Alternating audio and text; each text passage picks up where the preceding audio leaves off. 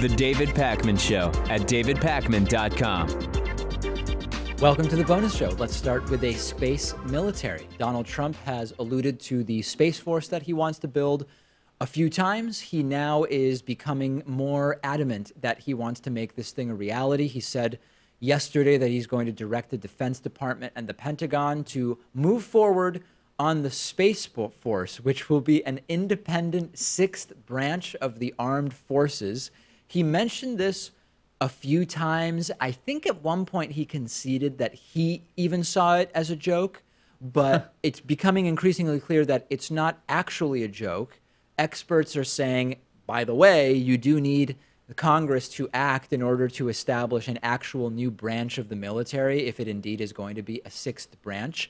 Trump said that it would be a separate but equal branch, sort of like the Air Force, and that General Joseph Dunford Jr., who's the chairman of the Joint Chiefs of Staff, would oversee its creation. I laugh because there's something about this that is absolutely idiotic, and yet I also laugh to avoid crying because he's clearly serious, and it's actually not surprising that at some point a war hawk type American president was going to say, we need to get on top of a military in space because very soon, we know it's happening, we are going to have massive, valuable natural resources that we are going to be able to harvest from asteroids or whatever else.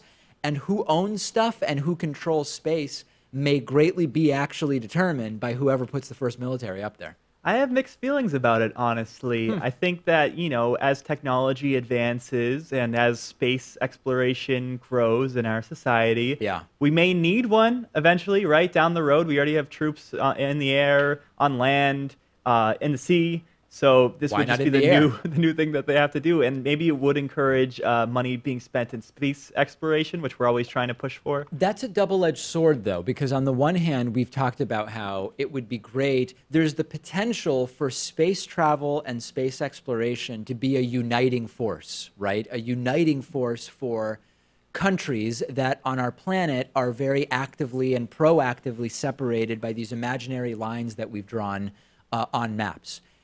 At the same time, if the catalyst for the space exploration is who's first going to put up a space military, it's no longer going to be the unifying force that it actually could be. And you could make the case that that completely defeats the purpose of it to begin with. Yeah, and of course, this is a big handout to the military-industrial complex, which would love to see another branch of the military added on. And, there is a treaty going back to 1967 that disallows countries from claiming land in space. I think, to some extent using the resources of space and testing missiles on the moon. Not allowed to test that weapons, sort of stuff. But Trump has a tendency to back out of all these international agreements, like he did with the Paris Accord, like he did with the Iran deal. So I think we can expect him to ignore all that stuff. We lost big with the 1967 Outer Space Treaty. I am going to renegotiate that, or I will pull the United States out because we keep losing in outer space. And we're not going to lose in outer space anymore. And any reports suggesting otherwise are absolutely and totally fake. So one final point on this, James Mattis, or a spokesperson for James Mattis, the defense secretary, has said that it has been communicated to the Pentagon and they understand the president's guidance and are actually going to start working on this. So it's at least to the degree that there will be conversations about it at the Defense Department. It's kind of a real thing. Would you say this is an out-of-this-world proposal? I would. I would say it's out of this world, and I think that we are going to reach new heights of absurdity under the... listen, this is rocket science. Let me put it that way. This is rocket science, quite literally. Okay, the Massachusetts State Judicial Court, which is the highest court in Massachusetts, yesterday struck down a proposed millionaire tax ballot question. So some people incorrectly thought that the Supreme Judicial Court struck down, did I say State Judicial Court or Supreme? Because it's the Supreme Judicial Court. Or is it State Judicial Court? The Court. State Supreme Court, right? Yeah, the SJC, but I don't remember now if S stands for Supreme or State. In any case, doesn't matter for this story, but some people incorrectly thought that the court struck down the millionaire tax. They struck down the ballot question about a millionaire tax, and they said that it is not going to be on the ballot in November. The idea was that it could generate up to $2 billion in additional revenue, which would be used in great part for education. and transportation. And in a 5-2 ruling, the court said that it shouldn't have been certified to begin with by the Attorney General because it violated the relatedness clause of the state constitution, which says ballot questions can't mingle unrelated subjects. In this case, it's taxing and spending.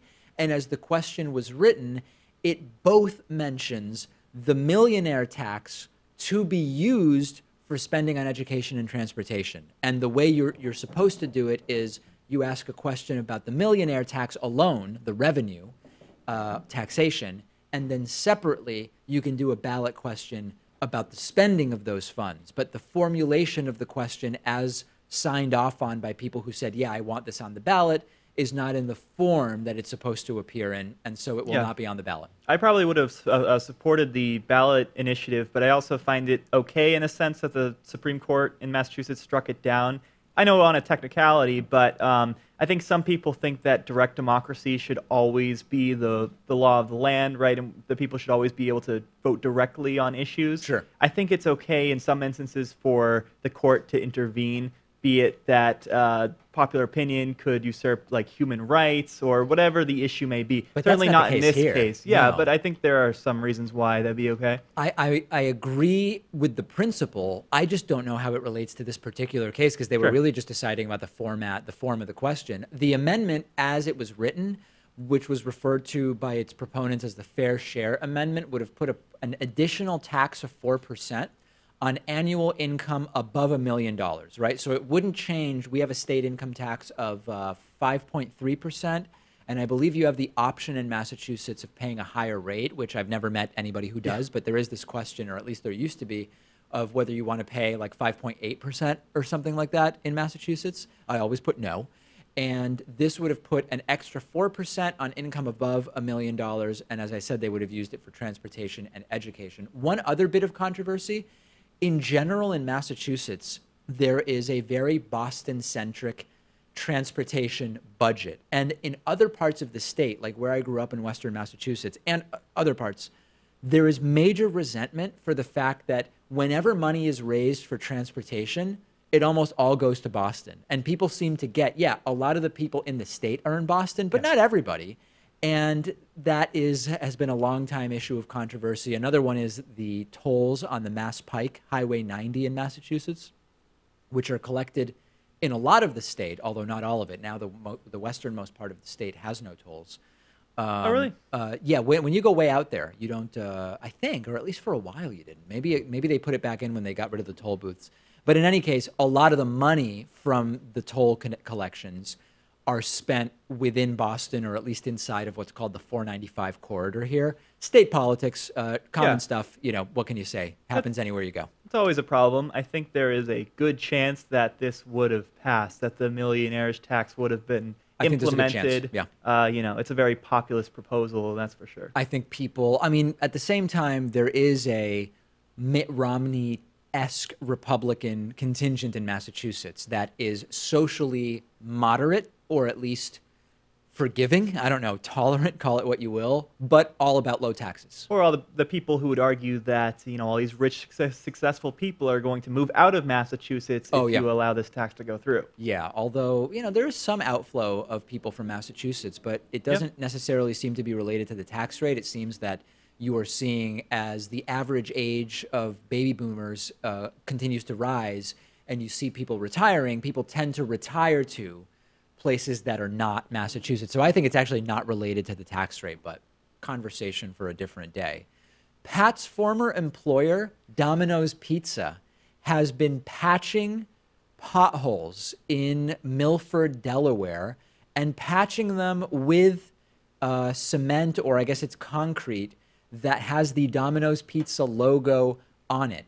And it seems that the reason why is pretty obvious, right? If you are Domino's Pizza, you deliver pizza. If you have a lot of potholes, this will slow down deliveries and it will do damage to the cars that are doing the deliveries by hitting potholes. You could get flat tires. You could require maintenance sooner than if there were no potholes. So it's pretty obvious to me why Domino's would want to do this, right? And this is part of their new infrastructure campaign. Very important point. It's no longer Domino's Pizza. It's just Domino's. Because they have chicken. They have, chicken, cheesy bread. So with that out of the way, cheesy bread. I don't really buy it, though. I think it's entirely a PR stunt because it's not like they're paying for the upkeep of the drivers' cars, right? No, they're not. So I think it's just to get some ad revenue. I think they're only spending $100,000 over the course of the entire year. Yeah, it's and they're doing it through a lottery $5,000 grants in 20 locations to fix potholes. I disagree that it's only PR. I think it's mostly PR. But even if they're not paying for the repairs of their delivery drivers' vehicles, they still are going to benefit. It's obviously financial benefit from drivers being less at risk of flat tires, for example, from major potholes or whatever. So it's completely for their own sake. Yeah. But it's not just PR. I think there is actual business benefit to it. This is a libertarian paradise, isn't it, right? You don't need the government to spend money on infrastructure. Yep. These private corporations will take over and do it themselves. Anybody who wants to use roads will have an incentive to make sure that the roads are in good shape. Of course, very soon that leads to private roads. And I know people will say, David, we have private roads. They're called toll roads. It's just that the state has a monopoly on them. I'm talking about something different altogether, which could include members-only roads. And I'm not talking about private ways. I know that they will always try to come up with a false equivalency as to why we already have those things, except with the government in control rather than private corporations. I think it's a disaster. I think we just need to say, listen, even if we concede that there is a type of monopolistic behavior when it comes to something like roads, for practical reasons, it simply doesn't make sense. The epitome of why it doesn't make sense is the following. You privatize roads. Domino's builds Highway 93, or let's say they take over Highway 93 in Boston. And then Papa John says, we're going to build Highway 97 right next to it. And now all of a sudden, you have multiple highways next to each other, each increasingly taking up more and more square footage or square mileage. It's a train wreck. It's a disaster. We don't need that. We don't want it. It's just not the way to do it. I feel very strongly about that. And they'll stamp their logos and put up their signs right next to it. I mean, I don't think it's very tenable, right? No. I think, you have a multi-billion-dollar company in Domino's, and they're only investing $100,000 based on a lottery system. I don't think you can really scale that. But when you see them doing this as a place you used to work at, does it make you pine for the old days of working on the line and getting those pizzas out to people? Hey, I mean, that's my backup plan. If it doesn't work out here, I'll just go back to Domino's. I worked there for 10 months, and by the time I left, I was the most senior employee there. That's exactly right. And I think if you went back, you'd be able to very, very easily slide right into making the chicken. I don't think it would be a big transition for you. If you were able to handle the pizzas, why not the chicken, right? Oh, you just put it in the oven. Yeah, exactly. Very, very good. Although Pat has expressed confusion about how ovens work. He once told me he had a very odd question about oven temperature, and that we'll save that maybe for off-air, that conversation. That is it for today's bonus show. Welcome to all of our new patrons and new members. An exemplary bonus show today. We'll have another one tomorrow. The David Pakman Show at davidpakman.com.